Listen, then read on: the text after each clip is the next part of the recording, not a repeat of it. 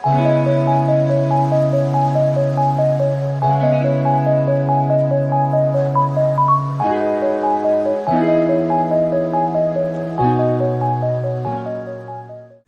friends, welcome back to our channel Learn with EduFunda. Friends, I'm back with another series of PET. Friend, जैसा कि वो पता है कि हम लोगों ने काफ़ी सीरीज देख लिया है इसका, तो अब अगला उसका पार्ट देखने वाले हैं। और जैसा कि पता है फ्रेंड कि अब एग्ज़ाम जो है बहुत क्लोज है, क्योंकि 20 अगस्त को एग्ज़ाम होना है। तो मैंने क्वेश्चन का थोड़ा सा जो नंबर है वो बढ़ा दिया, 45 कर दिया, क्योंकि मैंने अब इसमें करंट अफेयर्स भी ऐड कर जो मैंने पढ़ा चुका है ऑलरेडी। तो अब उसको क्वेश्चन वाइज फॉर्म में थोड़ा देख लिया जाएगा। तो चलिए फ्रेंड्स, शुरू करते बिना किसी देरी के। अगर आप हमारे चैनल पर नए हो तो लाइक करें, शेयर करें, सब्सक्राइब करें। ठीक है फ्रेंड्स, तो चलिए शुरू करते बिना किसी देरी के आज का हमारा क्वेश्चन।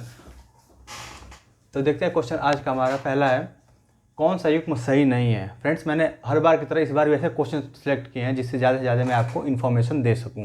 और फ्रेंड्स एक बात और, अगर आप इस चैनल पर नए हैं तो सब्सक्राइब करें और मेक श्योर कि आप वीडियो लास्ट तक देखें, ताकि आपको पता चल सके कि मेरी तैयारी कैसी है। कि अब अगर सीरियस है तो आप ज़रूर देखेंगे, इससे पता चलता है कि हाँ आपको आपकी तैयारी कहाँ तक है। और हम लोग लाइक करें ताकि हम लोग पता चल सके कि आपको समझ में आ रहा है सब चीज़ अच्छे से। तो देखते हैं, ऑप्शन ए लोथल एवं सुटकोटा।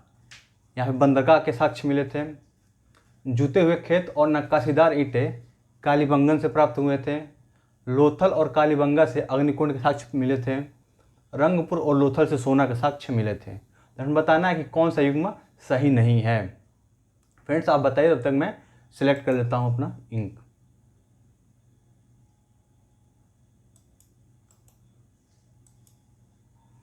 आई होप फ्रेंड्स आपने आंसर कर दिया होगा। तो लोथल एवं सुटकोटा ये बंदरगाह के साक्ष्यांश मिले थे, बिल्कुल सही है। जुते हुए खेत और नक्काशीदार ईंटें ये भी कालीबंगा से मिले थे। जैसे फ्रेंड्स मैंने बता दिया है काफ़ी क्वेश्चन, फिर भी मैं ऐसा चाहता हूँ कि आपको भूले ना, रिवीजन कराता रहूँ आपको एग्जाम आने से पहले। लोथल और कालीबंगन से अग्निकुंड के साक्ष्य मिले थे, और रंगपुर और लोथल से सोना का साक्ष्य न मिलके यहाँ सबको मिला था किसका, चावल का साक्ष्य। ठीक है फ्रेंड, तो चावल के दानों का साक्ष्य हमको मिला था रंगपुर और लोथल से। तो फ्रेंड्स यही ऑप्शन हमारा गलत था। अगला देखते हैं, कौन सा युग्म सही नहीं है। कालीबंगन का अर्थ है काली चूड़ियाँ। मोहनजोदड़ो का मतलब होता है मृतकों का टीला, ये वाला सही है, गलत बताना हमको। मेहुला शब्द का मतलब है सिंधु सभ्यता। या फिर हड़प्पा संस्कृत का शासन क्षत्रिय वर्ग के हाथ में था। फ्रेंड बताना कि कौन सा इसमें गलत है।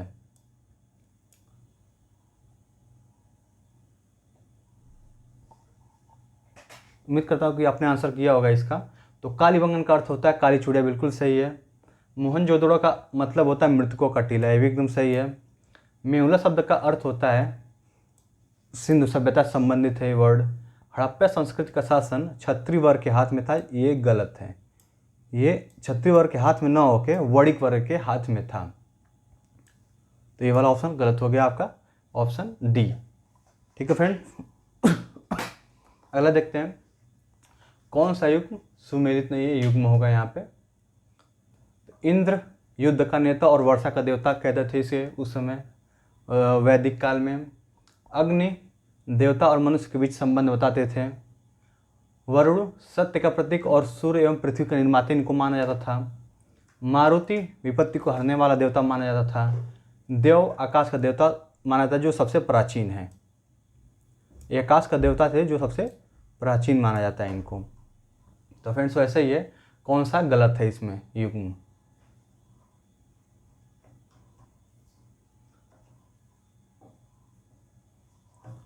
आई होप फ्रेंड्स आपने आंसर किया होगा इसका। तो इंद्र युद्ध का नेता और वर्षा का देवता, ये बिल्कुल सही है, करेक्टली मैच है। अग्नि को देवता और मनुष्य के बीच का संबंध बताने के लिए इनको माना जाता था। वरुण सत्य का प्रतीक और पृथ्वी का निर्माता, ये भी बिल्कुल सही है। मारुति जो था वो हवा का, जैसे कि नाम ही पता है कि मारुति हवा के आदि तूफान के देवता थे। और विपत्ति को हरने वाले को आश्विन कहा जाता था, उस देवता का नाम था आश्विन। और देव आकाश का देवता था। और सोम जो थे वो वनस्पति देवता थे, जबकि उषा को उत्थान और प्रगति का प्रतीक माना जाता था। अगला क्वेश्चन देखते हैं, जैन धर्म को अपनाने वाले राजा थे, मतलब किन किन राजाओं ने जैन धर्म को अपनाया था। उदयन, चंद्रगुप्त मौर्य, राष्ट्रकूट, या फिर चंदेल शासक, या फिर इनमें से सभी, यानी कि ई ऑप्शन सभी।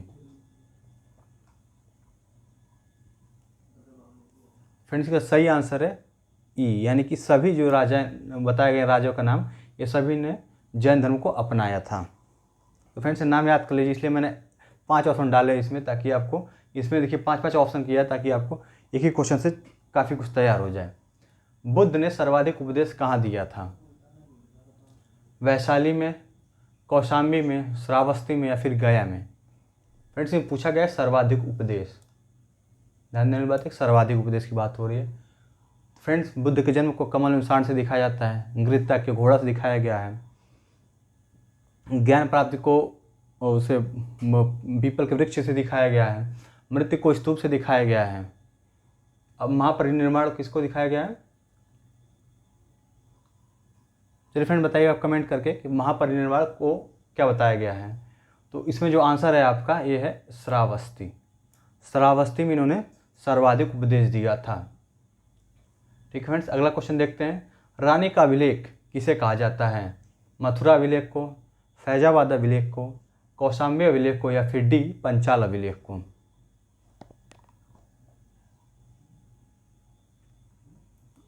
तो इसका सही आंसर है आपका सी, यानी कि कौशाम्बी के अभिलेख को रानी का अभिलेख कहा जाता है। अशोक से संबंधित है ये अभिलेख।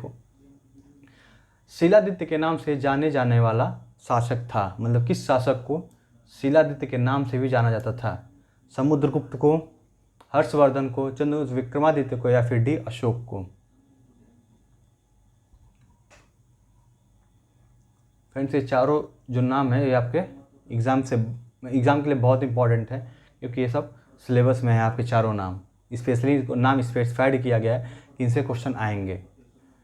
तो शिलादित्य के नाम से हर्षवर्धन को जाना जाता था।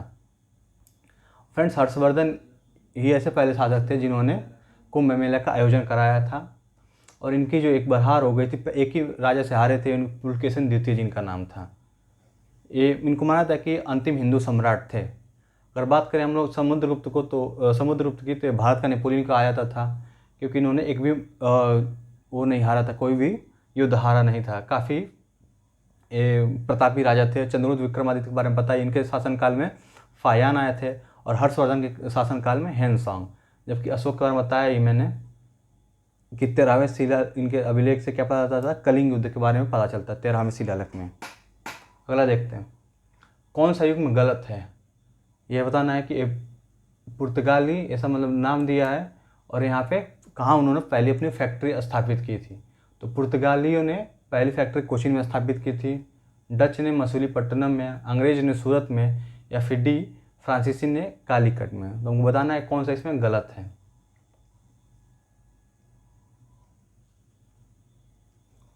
तो इसमें सही ऑप्शन है आपका, यानी कि जो गलत है ये है ऑप्शन डी फ्रांसीसी। फ्रांसीसियों ने भी सूरत में ही अपनी पहली फैक्ट्री स्थापित की थी। फ्रेंड्स इसमें कभी पूछ लिया जाता है कि इनके आगमन का क्रम कि पहले कौन आया था और बाद में कौन आया था। तो फ्रेंड्स इसके लिए आप कह सकते हैं ट्रिक जैसा है, PDEF। पी, इसको पी बना लेता हूँ, D E और F, ये इनके आगमन का क्रम है, कौन पहले आया था। तो पहले पुर्तगाली आया था, फिर आए थे डच, उसके बाद आए थे इंग्लो, मतलब कि अंग्रेज, एंग्लो आए थे, और लास्ट में आए थे फ्रांसीसी इनके बाद। तो फ्रेंड्स ये क्रम भी पूछ लेता है कभी, तो इनको ये पता होना चाहिए, और कहाँ स्थापित किया था ये भी पूछा जा सकता है एग्जाम में। कौन सा युग्म गलत है? बंगाल गजट वॉरेन हेस्टिंग्स समय में प्रकाशित किया गया था, कॉर्नवालिस ने अस्थायी बंदोबस्त को लाया था, सती प्रथा विलियम बेंटिक के समय में बैन किया गया था, PWD लॉर्ड मेयो के समय में आया था?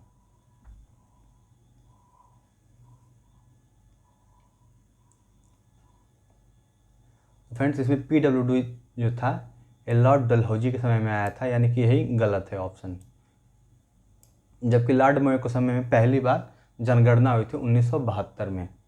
और कॉर्नवालिस को अस्थायी बंदोबस्त का जनक कहा था, और सिविल सर्विस के जनक भी कहा जाता है कॉर्नवालिस को। सती प्रथा विलियम बेंटिक के समय में ही हुआ था 1929 में। राजा राम मोहन राय भी इसमें काफ़ी सहयोग किए थे इनका। और बंगाल गजट वॉरेन हेस्टिंग्स के समय में ही प्रकाशित किया गया था। इनके समय में और भी काम हुआ था, जैसे पहली बार मदरसे का स्थापना हुई थी, और इनके समय में ही वो क्या था एशियाटिक सोसाइटी ऑफ बंगाल की स्थापना हुई थी। तो कुछ इनके महत्वपूर्ण काम हैं जो उनके शासनकाल में हुए थे। और फ्रेंड्स ये सब याद रखना है आपको। लग सकते हैं ये थोड़ा सा हर जो मिस्टेक हो युग्म करना है, युग हो गया है। कौन सा युग्म गलत है?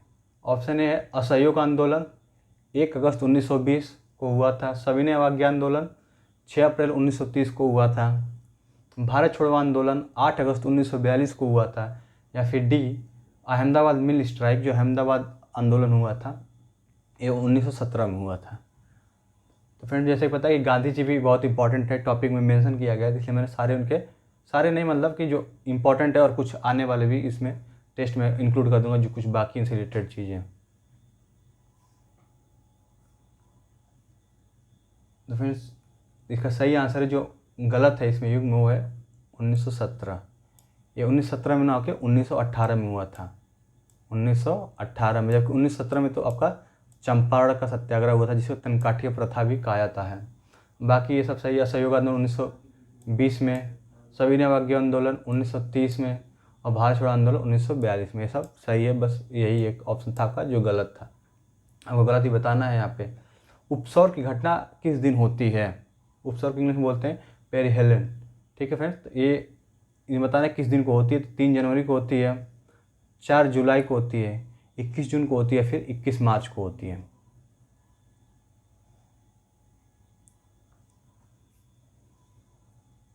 उम्मीद है फ्रेंड्स आपने आंसर किया होगा इसका। तो जो एक घटना होती है उपसौर की, ये होती है 3 जनवरी को। उपसौर मतलब होता है फ्रेंड्स कि पृथ्वी और सूर्य की बीच की दूरी। तो ये जो उपसौर की बात हो रही है, ये होता है कि पृथ्वी और सूर्य की मिनिमम डिस्टेंस, मतलब सबसे पास जब स्थिति होती है पृथ्वी की और सूर्य की, उसको बोलते हैं उपसौर। ये 3 जनवरी को होता है, जबकि 4 जुलाई को होता है अपसौर, यानी कि सबसे ज़्यादा दूरी होती है पृथ्वी और सूर्य के बीच में। 21 जून पता है फ्रेंड्स, 21 जून को सूर्य जो है कर्क रेखा पे होता है, और 22 दिसंबर को मकर रेखा पे है। तो यानी कि 22 लिख देता हूँ मैं इसको, दिसंबर। तो 21 जून सूर्य जो होता है कर्क रेखा पर होता है। इसका मतलब ये होता है कि जो उत्तरी ध्रुव होता है, उत्तरी ध्रुव नहीं मतलब उत्तरी गोलार्ध, इसमें सबसे बड़ा दिन होता है। और 22 दिसंबर को दक्षिणी गोलार्ध में सबसे बड़ा दिन होता है। और 21 मार्च और एक होता है 23 सितंबर। 21 मार्च और 23 सितंबर, इस दिन पृथ्वी पे हर जगह दिन और रात की अवधि बराबर होती है, क्योंकि इस समय 21 मार्च और 23 सितंबर को सूर्य जो होता है उस पर भूमध्य रेखा इक्वेटर पे होता है, इसलिए पृथ्वी पे दिन और रात एकदम बराबर होता है। तो फ्रेंड्स ऐसे ऑप्शन रखा था मैंने ताकि आपको ज़्यादा से ज़्यादा इन्फॉर्मेशन दे सकूँ। भारतीय उपमहाद्वीप में सम्मिलित हैं कौन कौन से देश हैं? Pakistan, Bangladesh, Nepal, D option A है सभी। तो फ्रेंड्स अगर आपको वीडियो पसंद आ रहा हो तो लाइक ज़रूर करें और ज़्यादा से ज़्यादा शेयर करें, और फ्रेंड्स सब्सक्राइब करिए हमारे चैनल को। तो सही ऑप्शन है आपका ये सभी, यानी कि भारतीय उपमहाद्वीप में ये पाकिस्तान भी है, बांग्लादेश, नेपाल और भारत तो है ही। कौन सा युग्म गलत है इसमें भी? सैडल पीक ऐसा हाईएस्ट पीक है वहाँ का, अंडमान निकोबार में स्थित है। नीलगिरी तमिलनाडु में है। अरावली राजस्थान में है। या फिर डी कौन सा गलत बताना था? इसका सही आंसर है फ्रेंड्स डी, यानी कि इसमें कोई ऑप्शन ऐसा नहीं है जो गलत हो, यानी कि इसमें कोई ऑप्शन नहीं तो डी हो जाएगा। फ्रेंड्स ये आपको ये भी ध्यान देना है कि क्या पूछा गया है। जैसे गलत बताना है तो इसमें ऐसा कोई नहीं है ऑप्शन जो गलत हो, इसलिए ऑप्शन डी टिक करना है हमको। कौन सा युग्म गलत है? कृष्णा नदी महाबलेश्वर से निकलती है, गोदावरी नासिक से निकलती है, झेलम कश्मीर से निकलती है, यमुना उत्तराखंड से निकलती है।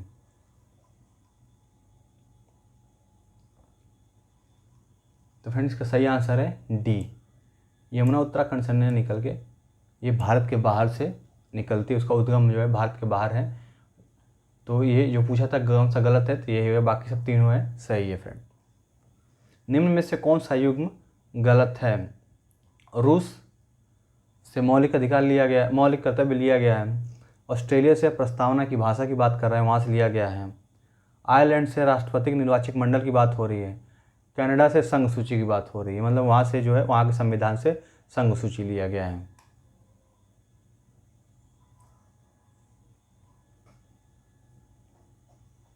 आई होप कि आपने आंसर किया होगा इसका। तो रूस से मौलिक कर्तव्य बिल्कुल सही है। ऑस्ट्रेलिया से प्रस्तावना की भाषा भी है, समवर्ती सूची भी ऑस्ट्रेलिया से लिया गया है। आयरलैंड से डीपीएसपी और राष्ट्रपति के निर्वाचक मंडल, ये आयरलैंड से लिया गया, जबकि कनाडा से संघ सूची नहीं लिया गया है। यहाँ से कनाडा से लिया गया है आपका अवशिष्ट शक्तियाँ, ये कनाडा से लिया गया, संघात्मक शासन भी लिया गया है, लेकिन संघ सूची वहाँ से नहीं लिया गया है। ठीक है फ्रेंड्स, तो अगला देखते हैं क्वेश्चन। मानव के दुर्व्यापार और बलात् श्रम का प्रतिषेध किस अनुच्छेद में दिया गया है? अनुच्छेद 24 में, अनुच्छेद 23 में, अनुच्छेद 17 में या फिर 18 में?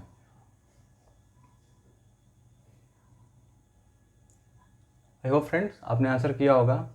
तो अगर हम बात करें ऑप्शन ए की, अनुच्छेद 24 में से होता है, इसमें बताया गया है कि बालकों को किसी ऐसे काम में नहीं लगाया जाएगा, ऐसी फैक्ट्री में या फिर कहीं ऐसा जगह जहाँ पे उनके जान का रिस्क है, तो वहाँ पे मना किया गया। तो ये आर्टिकल 24 में बताया गया है। जबकि 23 में यही बात कहा गया कि human trafficking and forced labour, ये बताया गया मतलब मानव का दुर्व्यापार और बलात्कार संबंध, उनसे ज़बरदस्ती काम नहीं कराया जाएगा। अगर उनका मन है तो करेंगे या फिर नहीं करेंगे, या फिर अगर कर भी रहे तो उनको उनके काम के अनुसार पैसा पूरा दिया जाए। अनुच्छेद 17 कहता है एबोलिशन ऑफ अनटचेबिलिटी, मतलब अस्पृश्यता का अंत, और अनुच्छेद 18 कहता है उपाधियों का अंत। ठीक है फ्रेंड्स, तो ये आर्टिकल थे इससे रिलेटेड, मैंने बता दिया इसको भी। कौन सा युग्म गलत है?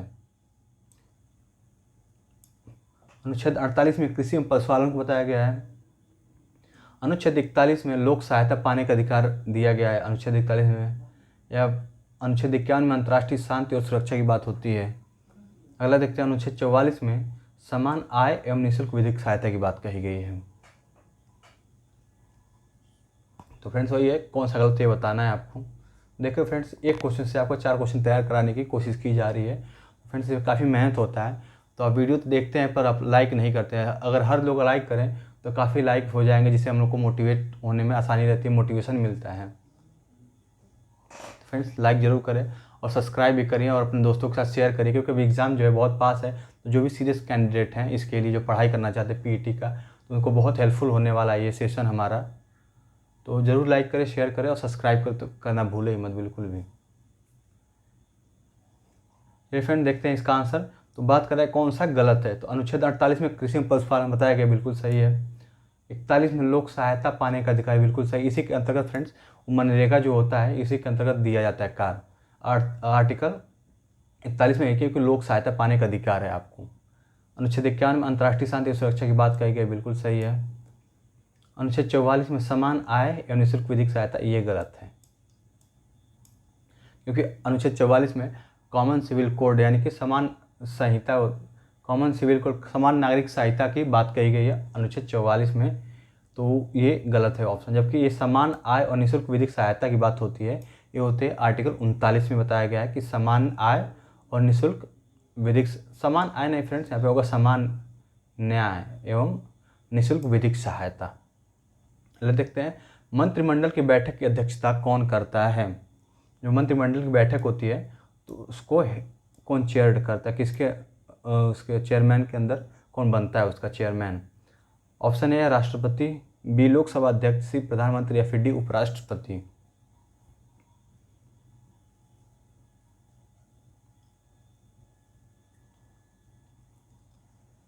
तो इसका सही आंसर है फ्रेंड्स राष्ट्रपति नहीं होता है, इसका होता है प्रधानमंत्री, मतलब प्रधानमंत्री मंत्रिमंडल की बैठक की अध्यक्षता करता है।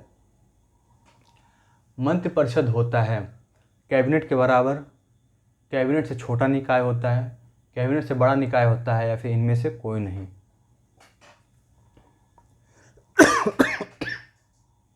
फ्रेंड्स तो मंत्रिपरिषद जो होता है ऑप्शन सी इसका सही है, कैबिनेट से बड़ा होता है, क्योंकि मंत्रिपरिषद में ये सब तरह के मंत्री होते हैं, जिनमें से कुछ खास मंत्रियों को निकाल के उनको सिलेक्ट करके कैबिनेट बनाया जाता है। तो इसके मतलब कि अगर कैबिनेट मंत्रिपरिषद ये है, अगर आप उसने पढ़ा होगा अपने सिलॉग तो उसमें पता चलेगा ऐसा ही होता है फिगर इसका। मतलब ये पहला वाला मंत्रिपरिषद, अगर ये मंत्रिपरिषद की बात कर रहा है तो ये बात करता है कैबिनेट की। तो इसे क्लियर हो रहा है कि ये जो है आपका मंत्रिपरिषद बड़ा वाला, उसमें से छाट के कुछ ऐसे सिलेक्ट करके कैबिनेट बनाया जाता है, तो कैबिनेट से बड़ा होता है मंत्रिपरिषद। अगर देखते हैं कोई विधेयक धन विधेयक है या नहीं, इसका निर्णय कौन लेता है। मतलब कोई अगर विधेयक है तो उसको कौन प्रमाणित करेगा कि ये धन विधेयक है या फिर एक ऑर्डिनरी बिल है।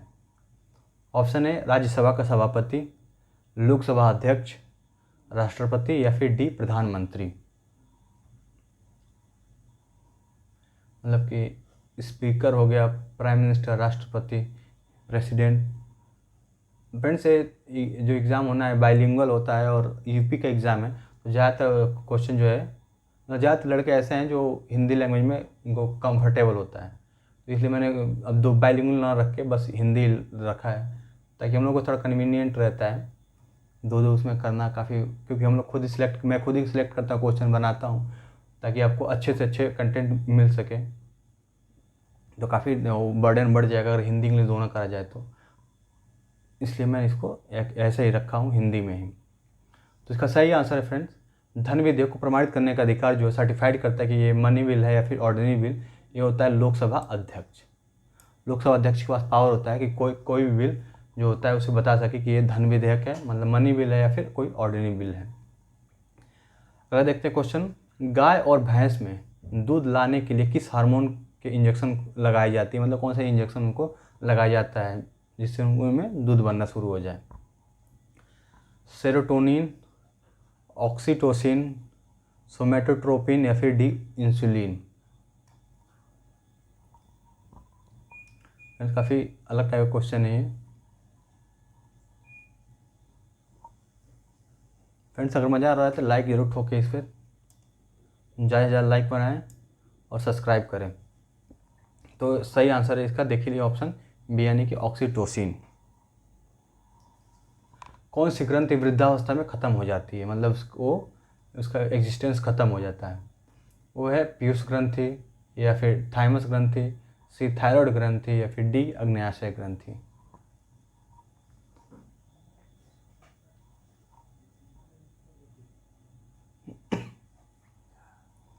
आई होप कि आपने आंसर किया होगा इसका। तो वृद्धावस्था में जो ख़त्म हो जाती है ग्रंथि, जो ख़त्म हो जाता है यानी कि नहीं रह जाता है बॉडी में, वो होता है थाइमस, यानी कि पीयूष, थायराइड, ऐसा अग्न्याशय बना रहता है।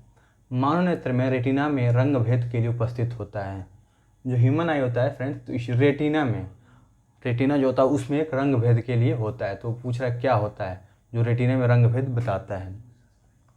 रॉड्स होता है, कॉन्स होता है, कॉर्निया की वजह से होता है या फिर आयरिस की वजह से होता है।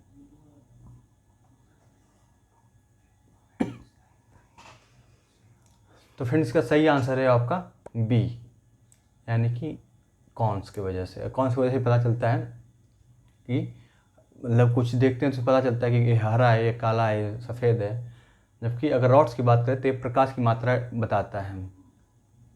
कॉर्निया जो होता है फ्रेंड्स, कॉर्निया से अगर बात करूं तो ये इससे रिलेटेड एक फैक्ट है कि जो आई डोनेट किया था इसमें कॉर्निया का ही डोनेशन होता है। अगर आइरिस की बात करूं तो आइरिस जो होता है एक आंखों का जो कलर होता है, मतलब किसी की आंखें ब्लू होती हैं, किसी की ब्राउन, किसी की ब्लैक, तो ये आइरिस की वजह से ही होती हैं। कैप्सूल का आवरण बना होता है सेल्यूलोज से बना होता है, स्टार्च से बना होता है, प्रोटीन से या फिर फैट यानी कि वसा से।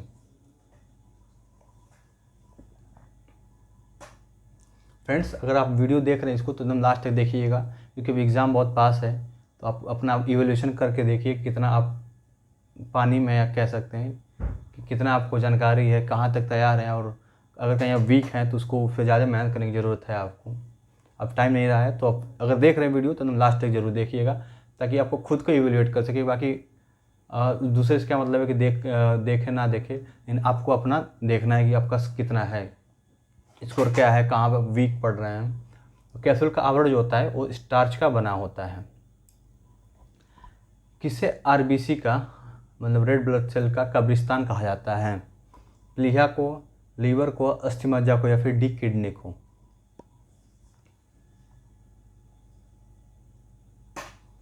फ्रेंड्स को बोला जाता है प्लीहा को ही आरबीसी का कब्रिस्तान बोला जाता है, जबकि बोन मैरो में तो ये आरबीसी बनता है, यहीं पे फॉर्मेशन होता है ब्लड का। कलमकारी चित्रकला का संबंध है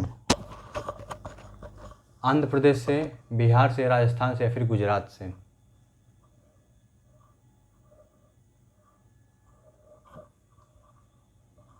तो फ्रेंड इसका सही जो आंसर है आपका ए, यानी कि आंध्र प्रदेश से कलमकारी चित्रकला जो है आंध्र प्रदेश से संबंधित है। अगला देखते हैं, राग भैरव कब गाया जाता है? फ्रेंड्स एक गायन शैली है, गाने जाने वाला। तो जो राग भैरव होता है किस टाइम पे गाया जाता है? प्रातः काल, रात के समय, दोपहर में या फिर शाम के समय।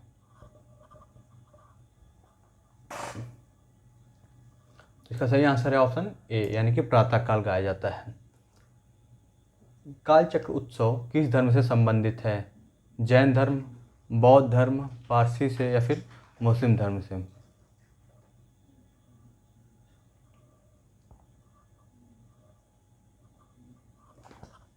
तो फ्रेंड्स, कालचक्र जो उत्सव है ये आपका बौद्ध धर्म से संबंधित है। फ्रेंड्स, ये एनटीपीसी में पूछा भी गया है कई बार क्वेश्चन। ये सब क्वेश्चन जो है काफ़ी पूछे गए हैं एनटीपीसी में, क्योंकि उसमें जैसे हम लोग में कला और शैली की बात करता है, इस तरह उसमें भी सिलेबस में तो काफ़ी पूछा गया है सब क्वेश्चन। रॉक गार्डन कहाँ स्थित है? अहमदाबाद, चंडीगढ़, फरीदाबाद या फिर भुवनेश्वर? फ्रेंड्स, बहुत टाइम देने की जरूरत नहीं है इसमें, ये तो देख के पता चल जाएगा कि कौन सा है या फिर कौन सा नहीं है। तो चंडीगढ़ में रॉक गार्डन स्थित है, इसमें कुछ समझाने वाली बात भी नहीं है ऐसा। भारत के किस राज्य में बम्बू डांस होता है? मतलब वहाँ का फेमस डांस है। नागालैंड, मेघालय, मणिपुर या फिर असम? तो फ्रेंड, जो बम्बू डांस होता है ये फेमस है मेघालय में। मेघालय में बम्बू डांस किया जाता है। फ्रेंड्स, अब करंट अफेयर्स कुछ क्वेश्चन रखा है मैंने, ताकि आपका जो करंट अफेयर्स जो मैंने पढ़ाया है, अगर आप नहीं पढ़े हैं, नहीं देखें चैनल, तो चैनल के प्लेलिस्ट में जाकर उसको पूरा अच्छे से वीडियो देखिए, क्योंकि 6-7 वीडियो है जिसमें पूरा करंट अफेयर 2021 तक समाप्त कर दिया गया, जून जुलाई तक इसमें कवर कर लिया गया है। तो वहाँ से पूरा आप देख लीजिए उसको, फिर समझ में आ जाएगा। और वहाँ से करने के बाद या प्रैक्टिस सेट जैसा समझ लीजिए कि 10-10 क्वेश्चन, 5-5 क्वेश्चन मैं लाता रहूँगा, जिससे आपकी प्रैक्टिस भी हो जाए। तो ग्लोबल फायर पावर इंडेक्स में भारत कौन सा स्थान है? 2021 की बात कर रहा है। दूसरा है, तीसरा, चौथा या फिर 8वां है? फिर इसका सही आंसर है ऑप्शन सी, यानी कि चौथा स्थान है ग्लोबल फायर पावर इंडेक्स 2021 में भारत का। किस निगरानी पोत को भारतीय तटरक्षक बल में शामिल कर लिया गया है? निगरानी पोत है फ्रेंड्स ये, तो विक्रांत, सुजीत, शिवालिक या फिर अरिहंत? तो फ्रेंड्स, ये सारे पोत के नाम है। तो इसका सही आंसर है, ठीक है, आप देख लीजिए, आप आंसर दे दिए होंगे, सुजीत को ही शामिल किया गया है। भारत का पहला लिथियम रिफाइनरी स्थापित किया गया है? केरल में, कर्नाटक में, गुजरात में, उत्तर प्रदेश में? जैसे फ्रेंड में जब पढ़ा रहा था करंट अफेयर्स, बता रहा था कि जहाँ भी पहला वर्ड आता है भारत में या फिर विश्व में, काफ़ी इंपॉर्टेंट क्वेश्चन हो जाता है, इसलिए मैंने उसको भी इसमें शामिल किया है। तो भारत का जो पहला लिथियम रिफाइनरी पार्क है यह गुजरात में स्थापित किया गया है, जबकि लिथियम के बहुत बड़े भंडार की खोज कर्नाटक में की गई है। और यहाँ बात हो रही है रिफाइनरी की, तो ये गुजरात में हुआ है। हाल ही में किस देश ने मृत्युदंड को समाप्त कर दिया है? ईरान ने, इराक ने, अफगानिस्तान ने या फिर कजाकिस्तान ने?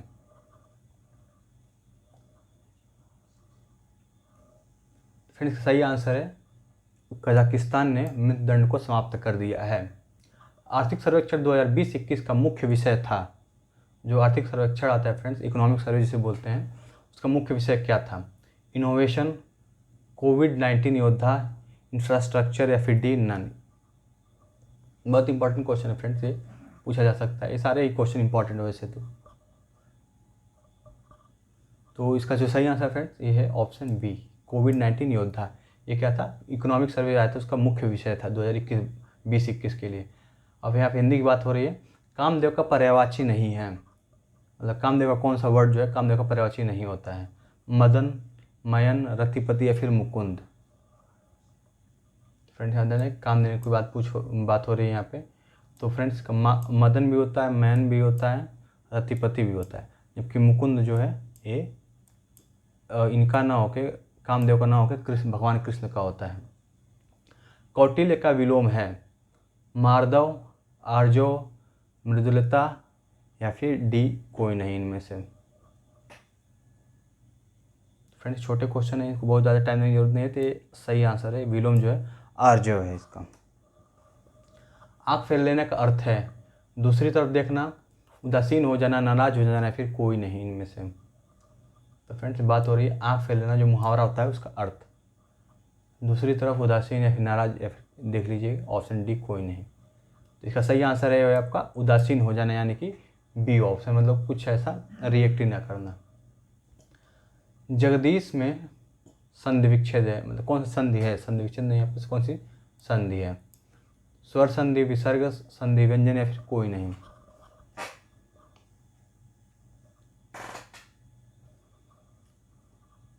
आई होप आपने आंसर किया होगा। तो जगदीश का संधिविच्छेद अगर जानना चाहें आप तो होता है जगत और जगत प्लस ईश, जगत प्लस ईश। तो इसमें हो जाएगा, यहाँ पे होता है व्यंजन संधि, क्योंकि त जो होता है आधा रहता है।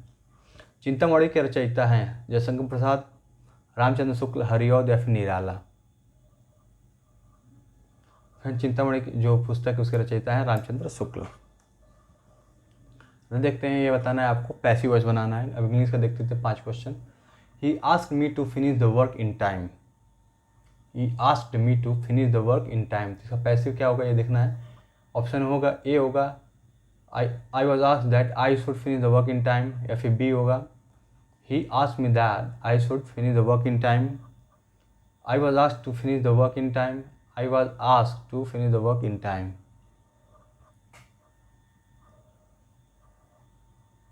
फ्रेंड्स जैसे कि पता है कि जो इसमें सब्जेक्ट होता है ऑब्जेक्ट बन जाता है, और ऑब्जेक्ट जो होता है सब्जेक्ट बनता है जब पैसिव बनाते हैं। तो यहाँ पे शुरू जो होगा वो तो मी का सब्जेक्टिव फॉर्म देखा जाए तो आई होता है। तो आई वॉज आस्क्ड, ये वाला ऑप्शन तो कट ही गया आपका। ऐसे देखते हैं शुड, तो कहीं सेंस ही नहीं लग रहा कि शुड कहीं से आएगा इसमें। तो आई वॉज आस्क्ड, देखिए फ्रेंड्स यहाँ पे आस्क्ड है तो पास्ट में बनता है ये ईडी फॉर्म के साथ। तो ये वाला ऑप्शन भी कट गया आपका। तो बच्चा एक ही ऑप्शन, मतलब आपको बेसिक रूल पता है अगर इसके, तो आप ऐसे ही कर लेंगे बिना बहुत दिमाग लगाए, बस एलिमिनेशन रूल लगा के। अगर देखते हैं क्विनाइन टेस्ट इज बीटर, इसका पैसिव क्या होगा। Quinine is bitter when it is tested, B option quinine is bitter tested, the taste of quinine is bitter, या फिर D quinine is taster bitter. तो फ्रेंड्स इसको याद रखने वाली बात है, ये इस टाइप के क्वेश्चन आते हैं। तो ये है ऑप्शन ए, यानी कि quinine is bitter when it is tested. अगला देखते हैं in a very harsh tone, in a very harsh tone he shouted at his servant and told them that he does not need their services. Friend बताना किस part में error है इसके। Friends अगर English को और डिटेल में जानना चाहते हैं तो हमारे चैनल के प्लेलिस्ट में कौशल सर की पढ़ाई हुई, ये सब पूरा इंग्लिश का ये सब रूल उसमें बताया गया, काफ़ी अच्छे से डिटेल में समझाया भी गया है, और प्रैक्टिस भी काफ़ी इसमें मिल जाएगा, प्रैक्टिस सेट भी। तो आप वहाँ पे जाकर प्लेलिस्ट में ये सब क्वेश्चन की प्रैक्टिस अच्छे से कर सकते हैं, ताकि आपका जो 5 क्वेश्चन आने हैं इससे वो श्योर हो जाए, सिक्योर हो जाए। क्योंकि मैं सिर्फ 5 क्वेश्चन ला सकता हूँ और इसको जो इसका रूल होता है वो नहीं बता सकता, बस थोड़ा सा बता दूंगा आपको इसके बारे में। पर आपको डिटेल में जानना है, एकदम श्योर करना है कि 5 नंबर आपके, तो आपको प्लेलिस्ट में जाके कौशल सर का पढ़ाई हुआ सब ये सब उसमें है, ये सब आपको मिल जाएगा इसी टाइप के रूल उसमें डिटेल में। तो वहाँ से पढ़े आप जाके। तो ये कहना चाहते हैं in a very harsh tone, मतलब बहुत ही कड़े शब्दों में ही शाउटेड, वह चिल्लाया एट हिज सर्वेंट, अपने सर्वेंट पे, एंड टोल्ड देम, और उससे कहा that he does not need their services, मतलब उनके सर्विस को, मतलब उनकी सेवाओं की ज़रूरत नहीं है। फ्रेंड्स अगर देख रहे हैं ध्यान से देखेंगे तो हर जगह यहाँ पे पास्ट की बात हो रही है, शाउटेड हुआ है, टोल्ड हुआ है, तो यहाँ पे डज नॉट का कोई सेंस नहीं है। यहाँ की होगा तब पास्ट में भी हो जाएगा did not, he did not need their services, मतलब उनकी सेवा की ज़रूरत नहीं है उसे। तो एरर कौन से होगा पार्ट में, तो पार्ट सी में एरर है। अगर देखते हैं this is one of the most interesting stories that has been narrated by Osho, this is one of the most interesting stories that has been narrated by Osho. देखिए फ्रेंड्स इसका एरर जो बता रहा हूँ आपको, this is one of the most important interesting stories that has been, यहाँ पे that has been ना होके यहाँ पे हैव हो जाएगा, यहाँ पे हो जाएगा आपका हैव, क्योंकि यहाँ पे जो दैट है ये रिलेटिव प्रोनाउन है आपका, और रिलेटिव प्रोनाउन के पहले जो सब्जेक्ट होता है उसी के हिसाब से हम वर्ब लगाते हैं। तो यहाँ पे अगर ध्यान देखेंगे तो आप स्टोरीज लिखा हुआ है, तो स्टोरीज आपका प्लूरल हो गया, प्लूरल की वजह से यहाँ पे हैज़ ना होके हैव होगा, यही इसका रूल है। अगर देखते हैं ये बताना है आपको इनडायरेक्ट में, he said to her are you coming to the party, तो इसका देखते हैं क्या होगा ऑप्शन। ए ऑप्शन होगा he asked her whether she was coming to the party, B होगा he told her if she was coming to the party, C होगा he asked her if she were coming to the party, या फिर D होगा he asked her if she will be coming to the party. Friend जैसा बताया कि बहुत basic rule है, ये सब पता होना चाहिए थोड़ा थोड़ा आपको, क्योंकि अगर ये आपका पास्ट टेंस में स्टार्ट है तो आने वाला भी जो पास्ट में ही होगा। तो देखिए यहाँ पे विल दिख गया, तो मतलब कि ये तो सरासर गलत है एकदम, रद्दी आपका ऑप्शन ये काट सकते हैं ऐसे बिना कुछ सोचे समझे। अगर बात करें दूसरे ऑप्शन की, तो देखिए सेड जो होता है आस्क्ड में कन्वर्ट होता है, तो ये टोल्ड वाला ऑप्शन भी गलत हो गया। और यहाँ पे अगर देखें तो थोड़ा सा कन्फ्यूजन हो सकता है आपको, इफ़ क्योंकि काफ़ी कुछ सिमिलर है इसमें, बस यहाँ पे सी वॉज है, यहाँ पे सी वर है।